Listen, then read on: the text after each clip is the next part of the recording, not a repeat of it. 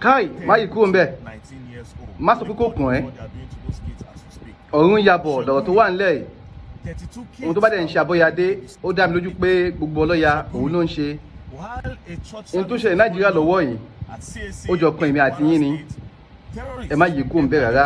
Mo fẹ́ kẹ́ fi ara balẹ̀, kẹ́ fi gbọ́ lábàárí ọ̀rọ̀ lẹ́nu mi.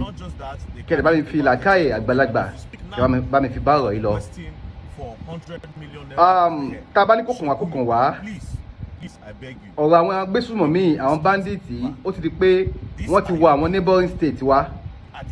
Wọ́n ti wọ àwọn neighboring state wa. Ọ̀rọ̀ wà sáyẹ̀dì kọ́ ló wà nílẹ̀ yìí. Ọ̀rọ̀ olórin kankan kọ́. Ọ̀rọ̀ àwa ara wa ká jà fún ara wa, ká fi ẹnu ká fi jàfẹ́tọ̀ ara wa, ká fi ẹnu ká fi gba ẹ̀mí ara wa lẹ̀ lọ́wọ́ àwọn agbésùmọ̀mí, àwọn tí ẹ̀mí èèyàn tí ò jọ lójú. Ó ti di àwọn bandits wọ́n ti dé Kwara state, wọ́n ti dé Ondo state. Kí wá ló kù?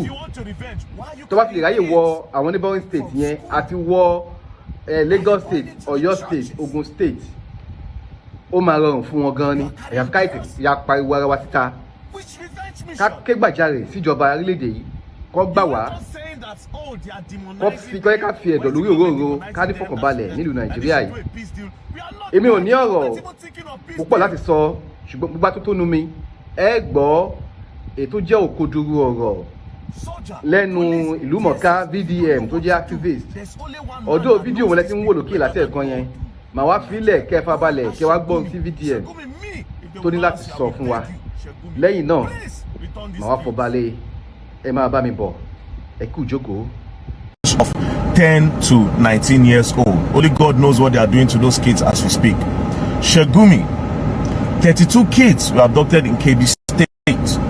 Sheik Gumi, while a church service was going on at CAC in Kwara State, terrorists entered into the church. They were shooting up, and at the end of the day, they carried some people. Not just that, they carried about 38 of them. And as we speak now, they are requesting for 100 million naira per head. Sheik Gumi, please, I beg you, we need those kids back. These are your people. At the end of the day, I don't care if anybody's going to say you are defaming him, you must bring proof.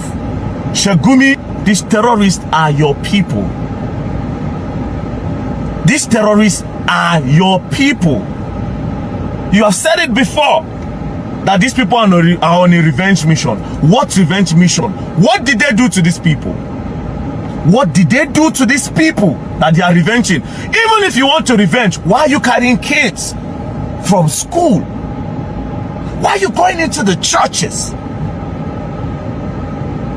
You are carrying girls? Which revenge mission? You went on saying that, oh, they are demonizing them. Why is the government demonizing them? That they should do a peace deal. We are not. Why are the government even thinking of peace deal?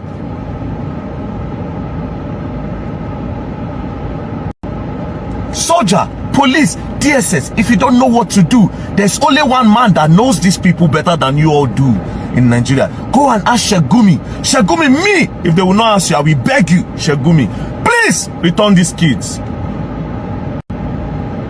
If nobody will say it, I will say it. Sheik Gumi, return these kids.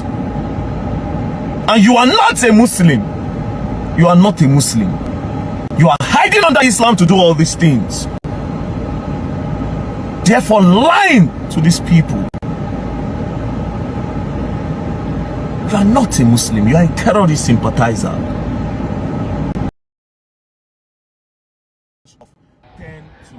Káàbọ̀ padà ẹ̀yin olólùfẹ́ wa.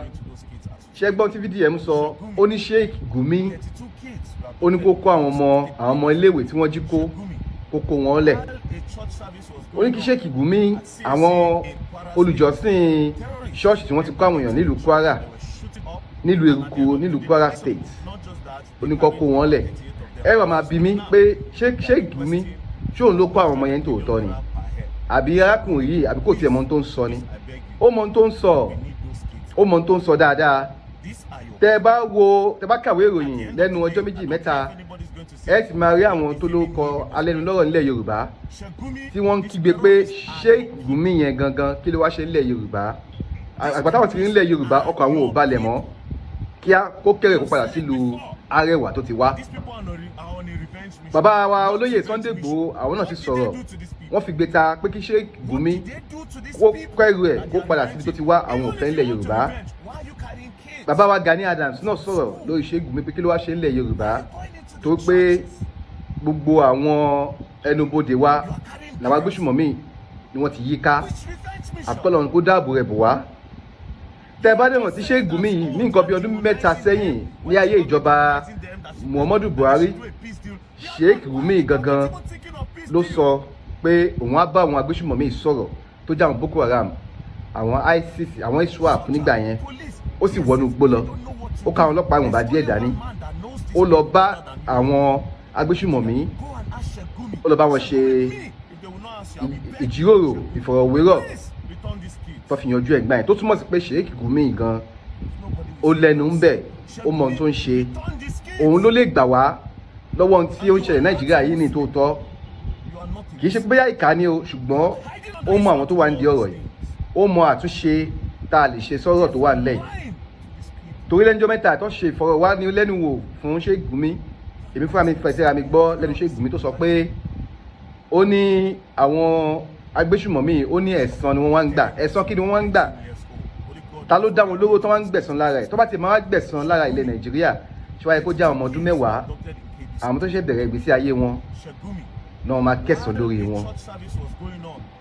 Ẹ jọ̀ọ́, ẹ jẹ́ ká lára wa ní ọ̀yẹ̀, torí ó ń bọ̀ àwọn làádẹ́ẹ̀dẹ́ láyé àtijọ́, ní ìsìn ó ń bọ̀ a máa mójútó ni o. Orúkọ èmi ọmọ yín olólùfẹ́ yín Olúayé kò tí ì yí padà. Àbọ̀ lásán fọ́mùlúàbí tó bá dénú ẹ̀ á dòdìdí. Ẹ jẹ́ ká ṣọ́ra, ká sì ṣọ́ ọ̀rọ̀ sọ. Ọlọ́run ọba Elédùmarè a máa fi ṣọ́ ẹ̀ṣọ́ mi àti yín o. Àní pàdé ní tó máa jẹ wá láṣẹ Èdùmàrè. Ó dàbọ̀.